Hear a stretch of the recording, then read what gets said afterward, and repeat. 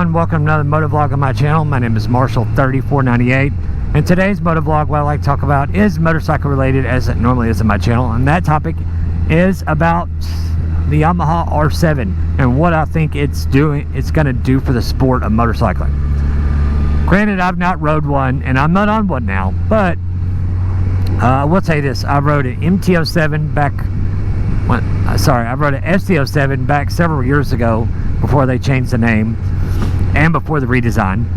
I think that bike was in 2017, and I rode last year a Tenere 700. The R7, the Tenere, and the now MT-07 all share the exact same motor, and I'd like to talk about what it's going to do for the sport and what I think about the bike in total. The main thing I think about the bike that are good, it's a good intermediate, or even if you have some self-control and say you're maybe a little bit mature, say you're like 30, 35, and that's your first motorcycle, I feel like you could grow into that bike. Yes, that's my opinion. Call me wrong, call me dumb, whatever. But if you just ride that bike with a little bit of sense and just learn to ride it, and don't yank on the throttle and don't whiskey throttle it, be smooth with the throttle and keep the revs down, the bike makes, or that motor I should say, that's in the R7, makes ample bottom end power, makes good low end torque without revving the snot out of it, and it doesn't really want that many RPMs. I think the red line's like 10,500. So like, you know, $4 or $5 grand, it's got power to keep up with traffic and then some above that. But you know, that motor is really linear. It's very, or progressive, as you want to say. It's a good all-around motor. It's smooth, no vibration hardly at all, even in the upper RPM range. And that bike, I think, fills a good goal that is a sport bike that can be ridden on the streets. Yes, it's a sport bike, crouched over. I'm sure a lot of people that are Yamaha fans or fans of crotch rockets or sport bikes, we won't call it, knows what the R7 is. They come in at a good price point. They come with adjustable suspension front and rear. They come with ABS. And I believe they even come with Brembo brakes front and rear. I believe, don't quote me on that. And they're extremely light, like 412 pounds, ready to ride, full of all fluids, which is very light. Plus, they're very narrow. It's very easy to grip the tank if you're a smaller person. And with the bike being that light, it's also easier for smaller, shorter people to ride, because even if they can't quite flat foot the bike or half foot, it's so light that doesn't become an issue either. And you know, the bike's pretty. Sport bikes are really pretty bikes. They're just not really meant or not really designed to be a touring or a sport touring bike.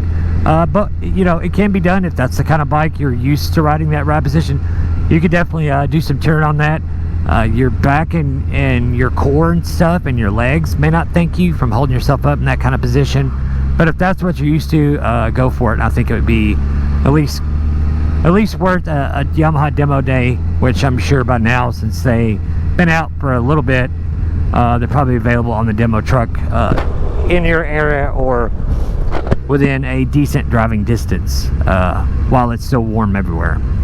You know, say till October, then they kind of start slacking off of the places it goes throughout the USA. But I do feel like it's a good bike for the sport. This is not too terribly expensive. I don't remember the exact price off the top of my head, but it is way cheaper than buying a, you know, if you could still find one, an R6 in the showroom. Plus the motor's so much more usable. It's, you know, those motors in those bikes, they make like almost 80 horsepower, which is enough to be fun, but not so much that it's absolutely going to rip your face off. And I feel like it's a good middle ground.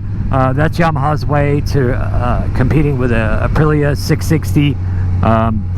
They found a niche, they pulled that motor, and it's a good thing for the sport. It gives people options out there, and options these days, as expensive as most new stuff is, at least new motorcycles, even brand new ones like the R7, are not too terribly expensive. I'm wanting to say it's like 11, 10 grand, maybe even 12, somewhere in that ballpark. Sorry, I don't remember off the top of my head. It's hard to remember all specs while doing a motovlog. Those of you who motovlog know exactly what I'm talking about. Unless you have a set script, forget it. But I feel like that that bike is good for the sport. I feel like you know, the bike is, like I said, it's pretty. It comes in red, or sorry, black and blue are the two colors that I'm aware that it comes in. So that's good. You know, a lot of people like black bikes. Some may want red or whatever, but Yamaha does that on some bikes. They don't offer that many color options. Like, for instance, this 2016 Yamaha FJR that I'm riding, FJRs for a while now, every model year you get a different color. You get one color, and that's how you pick your color, which model year you want. The one after this, the 17, they were black, and then Yamaha went with that phantom blue for 2 years, and now the 2020, at least in the US, are kind of a medium gray silver, whatever. But I digress. And like I said, it's doing well stuff for the sport, and it's going to help the sport out. Don't know what's going on here. Looks like somebody waiting on somebody to follow them, playing a boat. Good times. But like I said, I think it'll do well things to the sport, and it'll help the sport out, and it'll give people more options out there. You know, it's also more competition for the Ninja 650, the fair version, because they're all about the same power. I think the Aprilia does make a little bit more. I think it's closer to 100. But it gives people, you know, options, like I said, and options in motorcycle market, because these days there are no bad new motorcycles out there to buy. They're all really good engineered, some at better price points, some better than others as far as their niche or their doodads and bells and whistles that comes to the factory. So I don't know, but that's about all I got for today's Motovlogg, guys. Thanks for tuning in. Leave a comment down below if you've got a comment you'd like to share or have a question for me. I'll do my best to answer my ability. If you've not already done so, please subscribe, as I do upload motovlogs usually every week on Mondays. So from that, guys, ride safe, have fun. We'll see you on next time. See ya.